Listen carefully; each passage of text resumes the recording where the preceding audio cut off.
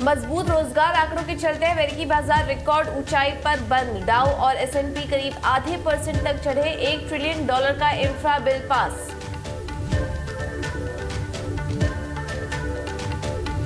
एशियाई बाजारों की मिली-जुली शुरुआत। एसजीएक्स निफ्टी करीब 50 अंक चढ़कर 18,000 के पास, लेकिन हैंसैंग में 150 अंकों का दबाव।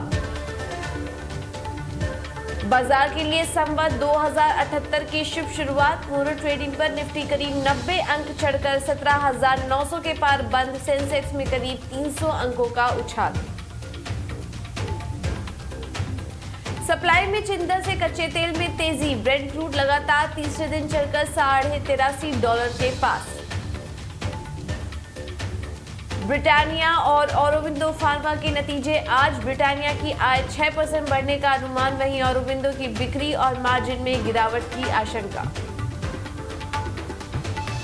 इंडसइंड बैंक ने माना तकनीकी गड़बड़ी के चलते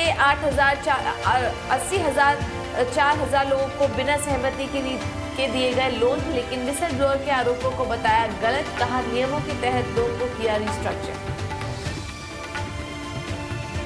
और सन फार्मा और ल्यूपिन ने अमेरिकी बाजार में दवाएं रिकॉल की। सन फार्मा ने कोल्ड फ्लू और ल्यूपिन ने बैक्टीरियल इन्फेक्शन की दवाएं वापस ली।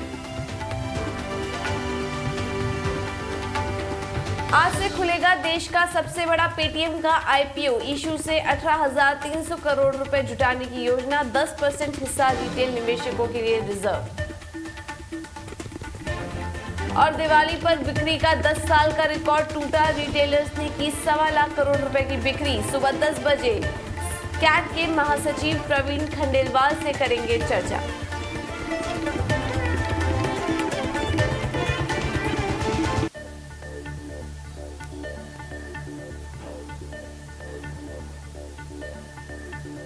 नमस्कार, आप देख रहे हैं गुड मॉर्निंग स्वदेश और मैं हूं आपके साथ पूजा त्रिपाठी। और अगले आधे घंटे हम आपको बताएंगे कि ग्लोबल मार्केट से किस तरह के संकेत मिल रहे हैं, खबरों वाले शेयर्स कौन से हैं, और इसके अलावा ब्रोकरेज हाउस के रडार पर आज कौन कौन से स्टॉक्स हैं, इस पर भी हमारी नजर बनी रहेगी। और इसके अलावा काफ़ी सारे नतीजे आ चुके हैं इस लॉन्ग वीकेंड के दौरान, और काफ़ी सारे नंबर्स अब आने वाले हैं, तो उनका भी इंतजार रहेगा।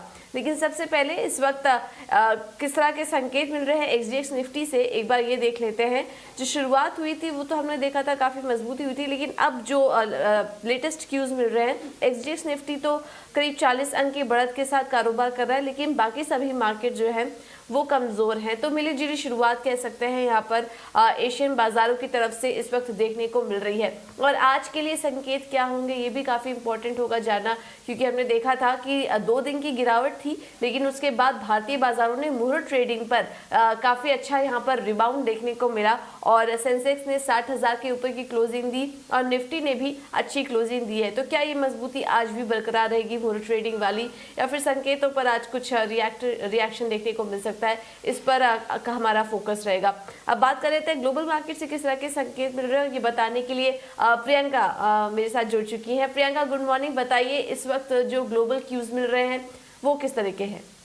गुड मॉर्निंग पूजा। देखिए, अगर आप यूएस मार्केट्स की बात करें तो रिकॉर्ड स्तर पर बंद हुए हैं शुक्रवार को। हमें देखिए 2 दिन को फैक्टर इन करना है, थर्सडे को भी और फ्राइडे को भी। वहाँ 2 इंपॉर्टेंट डेवलपमेंट्स थी। सबसे पहली डेवलपमेंट ये थी कि वहाँ पर हाउस ऑफ रिप्रेजेंटेटिव्स ने $1 ट्रिलियन के इंफ्रास्ट्रक्चर बिल को मंजूरी दी। इसका मायने क्या है? देखिए, अपने आप में एक बहुत बड़ा बिल है। इनफैक्ट यूएस, आप देखिए इंडिया की जीडीपी देखिए, और जिस तरह से हम ये इतने बड़े अमाउंट, इतने बड़े क्वांटम ऑफ बिल की बात करें तो इसका आप साइज समझ सकते हैं। इतने बड़े बिल को कहाँ खर्च किया जाएगा? ये पैसा जो है डोमेस्टिकली कहाँ खर्च किया जाएगा? ये इंफ्रास्ट्रक्चर पर, रोड पर, हाईवेज पर। तो एक बहुत बड़ा बूस्ट दिया है, आप कहेंगे, जो बाइडेन ने अपने कंट्री को, जिसके चलते आप देखेंगे कि जो इफेक्ट होगा, सेंटिमेंटल इफेक्ट होगा, वो इंडियन मेटल स्पेस पर भी आज देखने को मिल सकता है। तो बड़ा क्यों? तो यस, अगर आप यूएस मार्केट्स की बात करें तो फ्राइडे को 2 बड़े फैक्टर्स है जिन्हें फैक्टर इन किया वहाँ के बाजारों ने। अक्टूबर का जॉब डेटा आना था जो शुक्रवार को आना था, जिसे फैक्टर इन किया। हमने शुक्रवार को रिकॉर्ड स्तर देखा।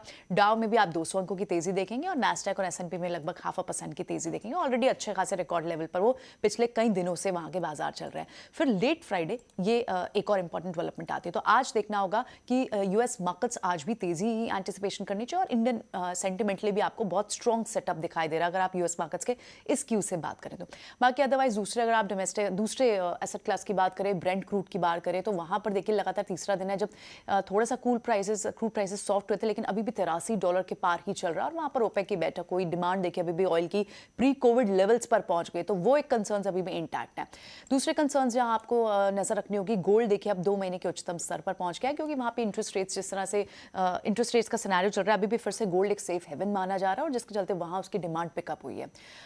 इसके अलावा हम क्रिप्टो करेंसी की भी बात करते हैं, क्योंकि उससे एक आपको इंडिकेशन मिलता है कि कितना रिस्क ऑन एनवायरमेंट का माहौल है पूरे ग्लोबली, तो वहां पर भी अच्छी खासी तेजी बनी हुई है। 65,000 प्रति डॉलर के पार है बिटकॉइन का भाव इस वक्त। यूएस डॉलर अभी कहीं से भी वहां कूल ऑफ के साइन नहीं है, अभी भी यूएस डॉलर आपको $94 के पार दिखाई देगा। तो ये कुल मिला के टोटल सेटअप है। यूएस से इकोनॉमी एक स्ट्रॉन्ग स्ट्रेंथ के संकेत हमें जरूर दिख रहे हैं। पूजा,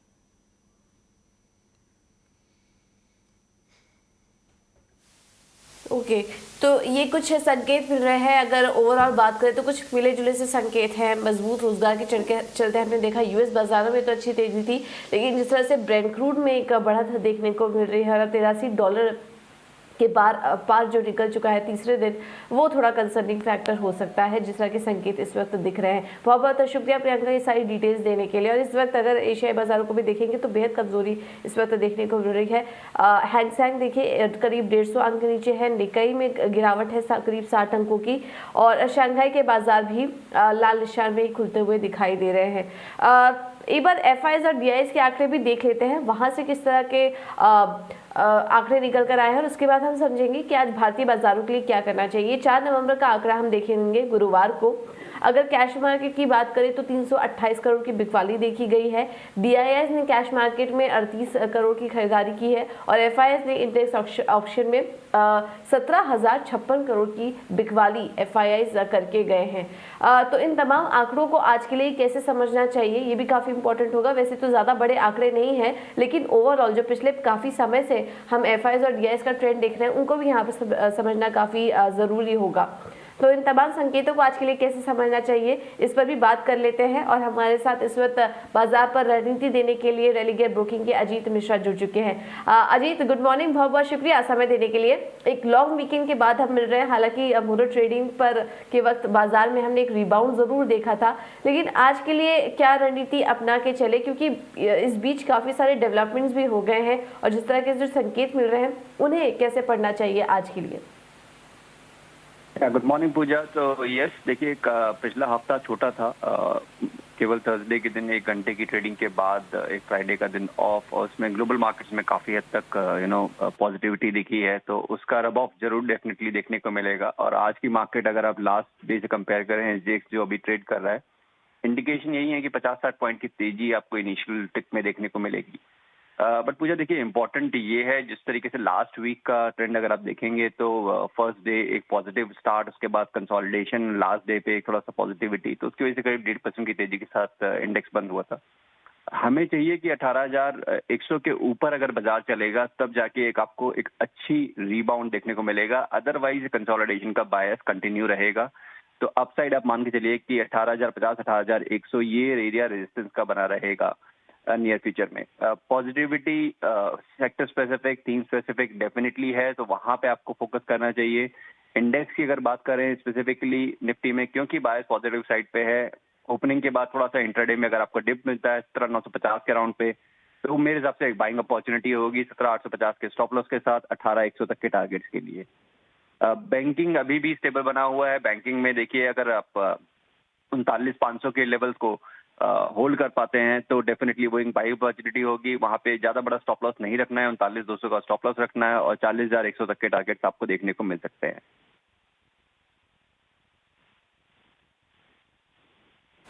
बिल्कुल। तो ये निफ्टी और बैंक निफ्टी में लेवल्स आपको बता दिए गए हैं। आज के लिए खरीदारी करके चलिए। टारगेट होगा निफ्टी के लिए 18,100 तक के लेवल्स की तेजी देखने को मिल सकती है और बैंक निफ्टी में भी एक स्टेबल मोमेंटम दिख रहा है और 40,000 के ऊपर बैंक निफ्टी भी जा सकता है। ये दो लेवल्स आपको बता दिए गए हैं निफ्टी और बैंक निफ्टी के लिए। इसके अलावा अजीत, आज कौन से शेयर्स हैं जहां पर क्या आपकी नजर रहेगी? हाँ देखिए पूजा, इम्पोर्टेंट ये है कि सेक्टर स्पेसिफिक या थीम स्पेसिफिक यहाँ पे काफी हद तक बाइंग इंटरेस्ट लास्ट वीक भी देखने को मिला। मुझे लगता है कि वो चीज कंटिन्यू रहेगी। तो लास्ट वीक जो टॉप परफॉर्मर रहा वो रियलिटी इंडेक्स रहा। मुझे लगता है कि वहाँ पे वो उस चीज को पॉजिटिविटी दिखने को मिलेगी। तो डीएलएफ आप डेफिनेटली देख सकते हैं 430 के स्टॉप लॉस के साथ फॉर बाइंग पोजीशन, 420 का स्टॉप लॉस रहेगा और 450 तक के टारगेट के लिए। दूसरा सेक्टर जहां पे मुझे मजबूती दिख रही है वो है ऑटो। तो ऑटो में मारुति में लास्ट वीक भी अच्छा ट्रैक्शन देखने को मिला। मुझे लगता है कि वो ट्रैक्शन कंटिन्यू रहेगा। तो 77 के राउंड पे करीब क्लोजिंग आई है इसकी। तो यहाँ पे आप 7600 के स्टॉप लॉस के साथ 81 तक के टारगेट्स के लिए मारुति को बिलोंग कर सकते हैं। ओके अजीत, बहुत बहुत शुक्रिया आपका हमारे साथ जुड़ने के लिए और ये रणनीति सुझाने के लिए। तो डीएलएफ और मारुति पे नजर रखिए। पिछला हफ्ता हमने देखा था रियल एस्टेट सेक्टर्स के लिए काफी अच्छा भी था। डीएलएफ पर आप नजर रख सकते हैं 450 के टारगेट के लिए और मारुति होगा दूसरा स्टॉक। 7,600 का स्टॉप लॉस लगाइए और टारगेट होगा 8,100 का। ये दो स्टॉक्स है आज के लिए रणनीति ट्रेडिंग के लिहाज से। आगे हम और भी आपको कॉल्स देंगे, लेकिन चलिए अब फोकस करते हैं कुछ खबरों पर। और ओवर द वीकेंड कुछ नतीजे भी आए हैं, इस पर भी समझ लेते हैं और शरद मेरे साथ जुड़ चुके हैं बताने के लिए। शरद, गुड मॉर्निंग। बताइए सबसे पहले तो नतीजे कौन कौन से आए हैं और कैसे रहे? गुड मॉर्निंग पूजा। तो डिविस लैब्स आपके निफ्टी की कंपनी है, नई एंट्रेंट है। तो उनके नतीजे आए हैं। एस्टिमेट्स जो है, आंकड़े जो अनुमान थे वो बिलो दी एस्टिमेट्स आए हैं। अगर ओवरऑल देखें तो सेल्स पे 14% ग्रोथ है और पैट पे 17%, लेकिन जो मार्जिन्स है उसमें दबाव देखने मिले हैं। ऑलमोस्ट 100 बेसिस पॉइंट्स का प्रेशर मिला है। तो ओवरऑल देखें तो ग्रॉस मार्जिन्स कहेंगे तो ऑलमोस्ट 67% सपाट आए हैं। ईयर ऑन ईयर बेसिस ले लीजिए या क्वार्टर ऑन क्वार्टर बेसिस ले लीजिए। एबिटा में भी एस्टिमेट्स में मिस हुआ है क्योंकि जो टॉप लाइन ग्रोथ जो एक्सपेक्टेशन थी उससे कम हुई है। और ओवरऑल अदर एक्सपेंसेस में बढ़ोतरी हुई है। उसमें आप फॉरेक्स एक्सपेंस भी ले लीजिए और जो जेनरिक एपीआई सेगमेंट है उसमें जो है एक टाइप से रेवेन्यू मिस हुई है। तो ओवरऑल जो है दो नतीजे जो है एस्टिमेट्स के बिलो आए हैं। उसके अलावा वायदे बाजार में बात करें तो सन टीवी के जो नतीजे आए थे ऑलमोस्ट फ्राइडे को आए थे अराउंड 5:30-6 बजे। तो उसमें बहुत अच्छे नतीजे देखने मिले हैं। याद रखिए एडवर्टाइजमेंट रेवेन्यूज़ में एक बहुत अच्छा जंप देखने मिला है। ऑलमोस्ट 40% का ग्रोथ देखने मिला है और रेवेन्यूज़ में 10% और जो एबिडा है, एबिडा में लगभग 5% का बम्प है। लेकिन जो मार्जिन्स है थोड़ी सी प्रेशर ज़रूर देखने मिली है। लेकिन ओवरऑल सन टीवी नेटवर्क्स के बारे में बात करें तो बहुत अच्छे नतीजे हैं और आगे जो मीडिया रेट्स हैं वो प्रीमियम पे चलने वाले हैं। और आप देख सकते हैं ब्लॉकबस्टर मूवीज़ आ रहे हैं। तो इसके और टेक्निकली भी चार्ट्स में अगर आप चेक करें तो एक अच्छी ब्रेकआउट देखने मिल रही है। तो ये दो अर्निंग्स जो थे अब हमारे फोकस में रहेंगे अभी।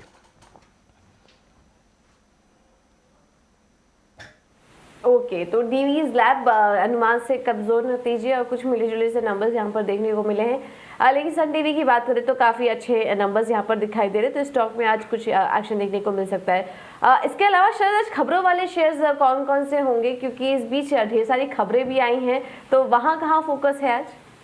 जी बिल्कुल, आपका लंबा लॉन्ग वीकेंड चला है तो बहुत सारे खबर आए हैं। तो सबसे पहले इंडसइंड बैंक का क्लैरिफिकेशन था भारत फाइनेंशियल्स पे। वो कह रहे थे कि बैंक ने जो भारत फाइनेंशियल्स को जो एवरग्रीनिंग लोन दिए उन्हें नकारा गया है, वो एक्सेप्ट नहीं कर रहे हैं कि ये एवरग्रीनिंग लोन्स हुआ है। और उसके अलावा जो है वो जो रिस्ट्रक्चरिंग है उन्होंने नियमों के द्वारा किया है और जितने भी लोन्स दिए हैं ऑलमोस्ट 84,000 लोन्स मई 2021 में दिए, उन सब के लिए प्रोविजनिंग किया गया। तो एक टाइप से कॉशियस स्टांस जो है मैनेजमेंट का देखने मिला इंडसइंड बैंक का। स्टॉक कैसे रिएक्ट करेगा, थोड़ा सा नेगेटिव रिएक्ट ज़रूर कर सकता है शुरुआत के ट्रेड में, तो ये हाँ इम्पैक्ट देखने लायक होगा। उसके अलावा ऑटो स्पेस में एक इंपॉर्टेंट अनाउंसमेंट टाटा मोटर्स की मैनेजमेंट ने कहा है। JLR वो एक्सपेक्ट कर रहे हैं क्योंकि जो JLR डिवीज़न है उसमें ग्रेजुअल रिकवरी आई सेमीकंडक्टर के जो सिचुएशन है, स्पेशली दूसरे हाफ FY22 में। ऑलरेडी जो जब नतीजे आए थे आपके टाटा मोटर्स के, तो JLR ऑलरेडी जो है उनके एबिट गाइडेंस ने आउट परफॉर्म किया। उनके कैश आउटफ्लोज में भी एक इम्प्रूवमेंट देखने मिला। तो JLR जो है स्पेशली आपके चाइना और अमेरिकन मार्केट्स उसमें एक बहुत पॉजिटिव मोमेंटम देखने मिला और मैनेजमेंट बुलिश है।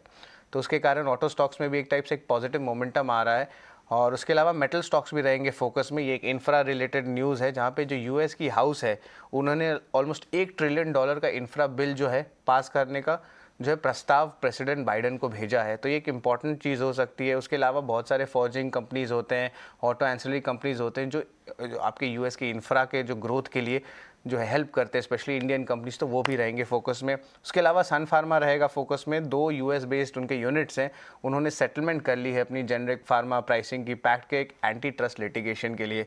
तो लगभग ये यूनिट्स को $85 मिलियन जो है पे करना होगा ताकि वो सारे क्लेम्स ले पाएँ।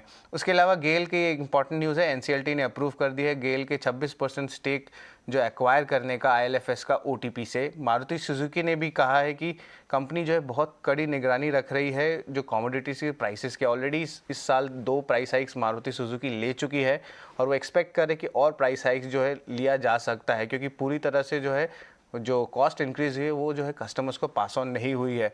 फाइज़र भी रहेगा फोकस में, आपकी फार्मा एमएनसी कंपनी है और उन्होंने कहा है कि अनाउंस किया कि उन्होंने एक पिल निकाली है कोविड की, उनकी यूएस कंपनी जो आर्म है, तो उसमें हॉस्पिटलाइजेशन का जो डेथ होता है उसमें जो रिडक्शन देखने मिलेगा, लगभग 89% रहेगा आपके एडल्ट्स में। तो इसके कारण बहुत सारे जो इनके कॉम्पिटिटर स्टॉक्स हैं वो 10 से लेके 20% तक यूएस मार्केट्स में जो है, मॉडर्ना ले लीजिए, बायोटेक ले लीजिए, इन सब में जो है एक टाइप से डाउनटिक देखने मिला। ग्रासिम में भी कंपनी का अनाउंसमेंट है कि वो गुजरात में क्लोरोमीथेन प्रोजेक्ट शुरू करेंगे। एनएमडीसी ने जो है आयरन ओर के प्राइसेस को फिक्स किए हैं और थोड़ी सी बढ़ोतरी देखने मिली है ईयर ऑन ईयर बेसिस में। और आखिर में बात करेंगे फ्यूचर रिटेल की, जहाँ पे इंडिपेंडेंट डायरेक्टर्स ने जो है आरोप लगाया अमेज़न में कि जो फेमा है, आपके एफडीआई रूल्स है, उसमें जो एक टाइप से ब्रेकेज करने का जो है इशू हुआ। उन्होंने सीसीआई को ये लेटर भी लिखा है कि जो 2019 में इन्वेस्टमेंट हुई थी उसमें कुछ फॉल्ट्स हैं, स्पेशली आरबीआई रूल्स को लेके। तो ये ओवरऑल बहुत सारे जो खबर थे हमने जो है फ्राइडे, सैटरडे, संडे से पिकअप किए हैं आपके लिए। ओके तो ये कुछ डिटेल्स दे दी गई हैं आपको खबरों के दम पर भी, लेकिन एक आईपीओ का रुख कर लेते हैं। और आज देश का जो सबसे बड़ा आईपीओ है पेटीएम, आज से वो खुलेगा और उसके बारे में हम आपको थोड़ी डिटेल्स बता देते हैं। पेटीएम का जो आईपीओ का प्राइस बैंड है वो 2080 से 2150 के बीच है। इशू साइज जो है वो 18,300 करोड़ रुपए के आसपास है। और हम आपको बता दें कि ये बढ़ा दिया गया था, 16,600 करोड़ था पहले इसका इशू प्राइस, वो बढ़ा दिया गया क्योंकि रोड शो में पेटीएम को काफ़ी अच्छा रिस्पॉन्स मिला था। ओएफएस के जरिए 10,000 करोड़ और फ्रेश इशू के जरिए 8,300 करोड़ रुपए जुटाएगी कंपनी। और हम आपको बता दें कि इसकी जो लिस्टिंग डेट है वो भी 18 नवंबर के आसपास तय की गई है, 18 नवंबर को तय की गई है।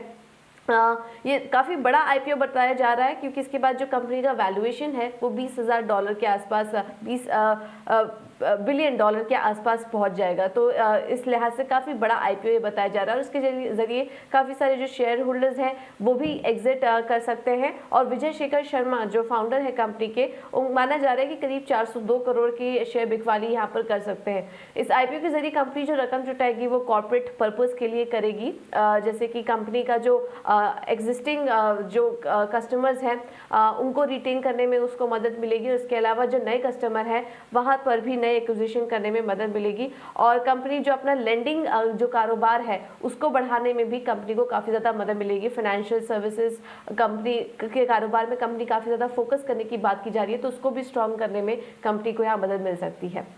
तो ये तो कुछ डिटेल्स पेटीएम के आईपीओ को लेकर, लेकिन अब आगे बढ़ते हैं। और आज भी काफ़ी सारे नतीजे आने वाले हैं और इसमें इंपॉर्टेंट होगा ब्रिटानिया और ऑरोबिंदो फार्मा के नतीजे आज घोषित होने वाले हैं। कैसे रह सकते हैं नंबर्स, ये भी समझ लेते हैं। शर बने हुए हमारे साथ ये बताने के लिए। शर बताइए, ब्रिटानिया और ऑरोबिंदो फार्मा क्या अनुमान है? तो जैसे एफएमसीजी कंपनीज का जैसे चल रहा था आपका पूरा ट्रेंड्स, तो रॉ मटेरियल प्रेशर जो रहेगा इसमें भी इंपॉर्टेंट रहेगा। देखा जाए तो रेवेन्यू ऑलमोस्ट सपाट ही रहेंगे, 6% का ग्रोथ रहेगा। वॉल्यूम ग्रोथ भी जो है ज़्यादा एक्सपेक्टेशंस नहीं है, सिंगल डिजिट में होने वाली है। और जो मार्जिन्स है उस पर जो है अच्छी मार खाने वाली है कंपनी। ऑलमोस्ट 260 बेसिस पॉइंट्स का जो है गिरावट देखने मिलेगा। जो मार्जिन 17.1% का एक्सपेक्टेशंस है, क्योंकि वेजिटेबल ऑयल प्राइसेस बढ़ गए हैं, आपके डेयरी मिल्क प्राइसेस बढ़ गए हैं, तो कहीं ना कहीं जो है ये मार्जिन हिट होगा। और ये मार्जिन अभी भी नहीं हिट होगा, अगले 1-2 क्वार्टर तक जा सकता है, बिकॉज इसकी लैगिंग इफेक्ट आती है। तो ओवरऑल मैनेजमेंट की जो कमेंट्री रहेगी ऑफकोर्स वो आपके रॉ मटेरियल पे रहेगी, और क्या नए प्रोडक्ट लॉन्चेज आते हैं, क्या प्रीमियम लॉन्चेज आते हैं, क्या अच्छे मार्जिन देखने मिलते हैं। तो ब्रिटानिया में ओवरऑल जो है मिले जुले या वीक नतीजे का ही एक्सपेक्टेशंस करेंगे। उसके अलावा आपके वायदे बाजार से फार्मा पैक के बारे में बात करेंगे और ओवरऑल दूसरी तिमाही में देखें तो फार्मा पैक में ऑलरेडी दबाव देखने मिला है और बहुत सारे कंपनीज अंडर परफॉर्म किए हैं। तो औरबिंदो फार्मा जो है फोकस में रहेगा। 7% सेल्स का जो डाउनटिक का एक्सपेक्टेशंस और एबिटा में 11% का दबाव देखने मिलेगा। यूएस सेल्स जो उनकी मार्केट है वो जो है ऑलमोस्ट लगभग सपाट परफॉर्मेंस देने का एक्सपेक्टेशंस है और ओवरऑल जो कॉस्ट बढ़े हैं, R&D कॉस्ट बढ़े, वो जो है मार्जिन्स पे इम्पैक्ट पड़ेंगे। तो ये दोनों अर्निंग्स पे जो है लगभग मिले जुले या वीक काइंड ऑफ नंबर्स का एक्सपेक्टेशंस रहेगा आज। पूजा। ओके, बहुत बहुत शुक्रिया श्रुति सारी डिटेल्स देने के लिए। तो कमजोर या मिले जुले नंबर्स यहाँ पर देखने को मिल सकते हैं और ब्रिटानिया के मार्जिन पर यहाँ पर एक बड़ा हिट देखने को मिल सकता है। तो देखना होगा किस तरह के नंबर्स यहाँ पर निकल कर आते हैं, हमारी नज़र बनी रहेगी। अब आगे बढ़ते हैं और हमने आपको शो की शुरुआत में 2 कॉल्स बताए हैं ट्रेडिंग के लिहाज से। DLF में भी खरीदारी करने की राय आपको दी गई थी, उसके अलावा मारुति था इस श्रेणी में। इसके अलावा कुछ और कॉल्स यहाँ पर क्या आपको नजर रखनी है, उसमें सेंट्रम ब्रोकिंग की तरफ से जो 2 कॉल्स आई हैं उसमें दोनों में ही खरीदारी करने की राय है। पहला है मनप्पुरम फाइनेंस, यहाँ पर खरीदारी करके चलिए 214 के लक्ष्य के लिए, स्टॉप लॉस होगा 205 का। तो दूसरा कॉल ये है। और इसके अलावा HPCL में भी खरीदारी करने की राय है। 330 के लक्ष्य के लिए आप खरीदारी कर सकते हैं, स्टॉप लॉस होगा 317 का। तो ये कुछ 4 कॉल्स आज के लिए आपको दे दी गई हैं जहां पर कि आज आप खरीदारी कर सकते हैं। मनप्पुरम, HPCL, DLF और मारुति सुजुकी, यहाँ पर आज आप नजर रखिए। अब आगे बढ़ते हैं और ब्रोकरेज हाउस के रडार पर आज कौन कौन से स्टॉक्स हैं ये भी एक बार देख लेते हैं। आज SBI पर मॉर्गन स्टैनली की रिपोर्ट आई है। ओवरवेट की राय बरकरार रख रहे हैं, लक्ष्य देख रहे हैं 680 रुपये प्रति शेयर का SBI पर। 15% ROE के लिए कंपनी काफ़ी अच्छे सिचुएशन में है इस वक्त। और मैक्रो साइकिल के टर्न होने पर कंपनी की जो आय है, टॉप लाइन है, वहाँ पर अच्छी बढ़त देखने का अनुमान है। इस वजह से यहाँ पर ओवरवेट की राय बरकरार रख रहे हैं। SBI पर और भी काफ़ी सारे ब्रोकरेज हाउस की रिपोर्ट आई है तो ये स्टॉक आज फोकस में रहेगा।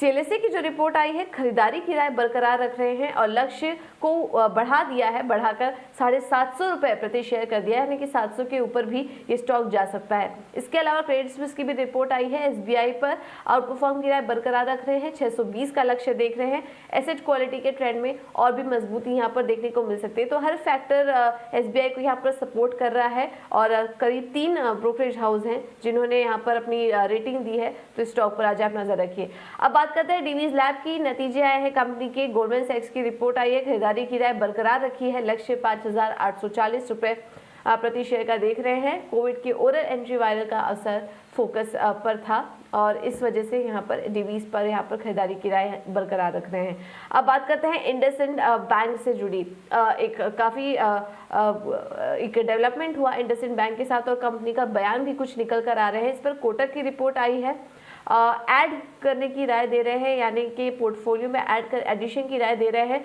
और लक्ष्य देख रहे हैं 1220 रुपये प्रति शेयर का।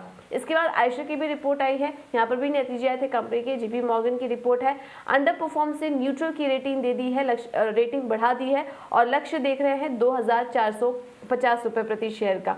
और अब बात करते हैं मुथूट फाइनेंस की। CLSA की रिपोर्ट आई है, खरीदारी की राय बरकरार रख रहे हैं, लक्ष्य देख रहे हैं 1900 रुपये प्रति शेयर का।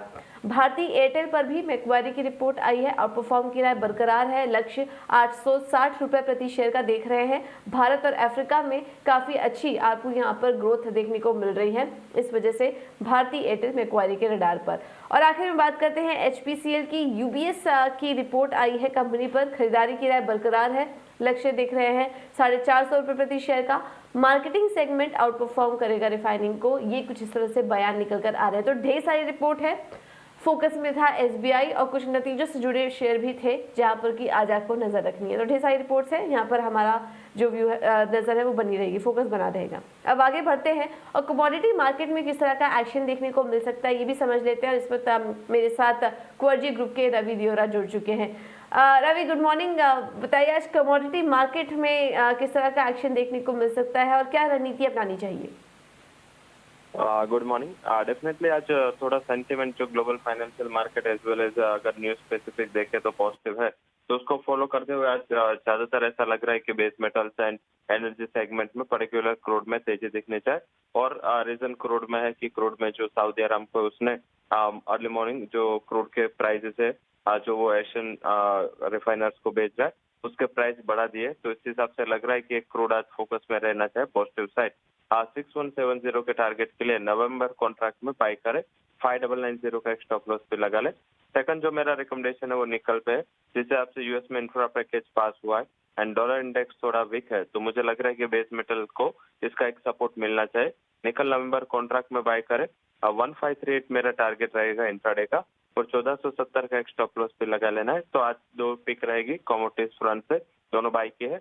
दोनों नवंबर कॉन्ट्रैक्ट है, निकल एंड क्रूड में मेरी खरीद की सलाह है।